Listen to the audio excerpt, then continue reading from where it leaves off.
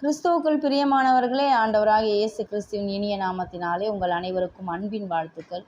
இன்றும் உங்களோடு கூட உபாகமம் 4வது அதிகாரம் 21வது வசனத்தில் அவர் நிமித்தம் என்கிற தலைப்பிலே இந்த அதிகாரத்தில் வருகிற வசனத்தை நான் உங்களோடு கூட பகிர்ந்து கொள்ள விரும்புகிறேன். கர்த்தர் உங்கள் நிமித்தம் என்மேல் கோபம் கொண்டு நான் யோர்தானை கடந்து போவதில்லை என்றும், உன் தேவனாகிய கர்த்தர் உனக்கு சுதந்திரமாக கொடுக்கிற அந்த நல்ல தேசத்தில் நான் பிரவேசிப்பதில்லை என்றும் ஆணையிட்டார். உங்கள் நிமித்தம் என்மேல். மோசே தான் கானானுக்குள் போக முடியாததற்கு அவனே கூறும் காரணம், உங்கள் நிமித்தம் அவர் என்மேல் கோபம் கொண்டு நீயும் யோர்தானை கடந்து போவதில்லை என்றார் என்கிறார்.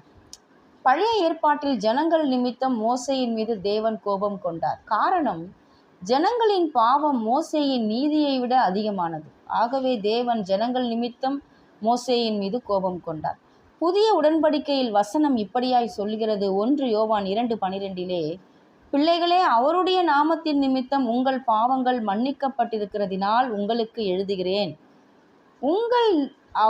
அங்கே உங்கள் நிமித்தம் என்று மோசே சொன்னார். எனக்கு தெரிந்து மோசே அழுதிருப்பார் என்று நினைக்கிறேன்.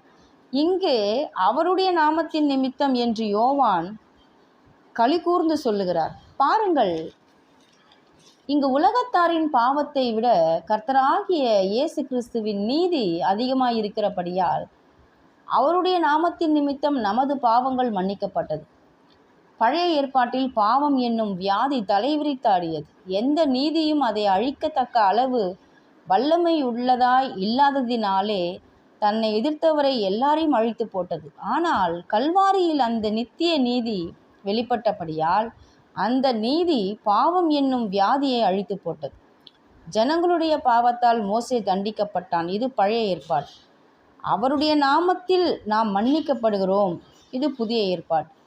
பழைய ஏற்பாட்டில் வலிமையானது பாவம். புதிய ஏற்பாட்டில் வலிமையானது வல்லமையானது கிருபை. கர்த்தர் தாமே இந்த சத்திய வசனத்தை ஆசீர்வதிப்பாராக. ஆமென்.